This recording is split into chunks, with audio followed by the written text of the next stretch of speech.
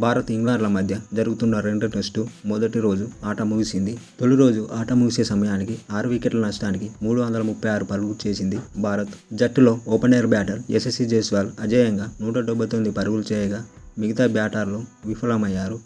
Shubman Gill, Rohit Sharma, Shreyas Iyer, Axar Patel, KS Bharat అందరూ శుభారంభం చేసిన అనవసరమైన షాట్లకు వెళ్లి వికెట్లు సమర్పించుకున్నారు. టీమిండియా 14 పరుగుల వద్ద కెప్టెన్ రోహిత్ శర్మ అవుట్ అయ్యాడు. శుభ్మన్ గిల్ 34 పరుగులు చేసి పెవిలియన్ చేరుకున్నాడు. శ్రేయస్ అయ్యర్ 27 పరుగులు చేశాడు. డెబ్యూ ఆటగాడు రజిత్ పాటీదార్ 32 పరుగులు చేసి ఆకట్టుకున్న క్లీన్ బౌల్డ్ అయ్యాడు. అక్షర్ పటేల్ 27 పరుగుల వద్ద, శ్రీకర్ భరత్ 17 పరుగుల వద్ద అవుట్ అయ్యారు. ఇంగ్లాండ్ బౌలర్లో షోయబ్ బషీర్, రెహాన్ అహ్మద్ చెరో 2 వికెట్లు తీయగా జేమ్స్ అండర్సన్, టామ్ హార్లీ తలో వికెట్ తీశారు. ప్రస్తుతం క్రీజులో జైస్వాల్ 179 పరుగులతో, రవిచంద్రన్ అశ్విన్ 5 పరుగులతో క్రీజులో ఉన్నారు.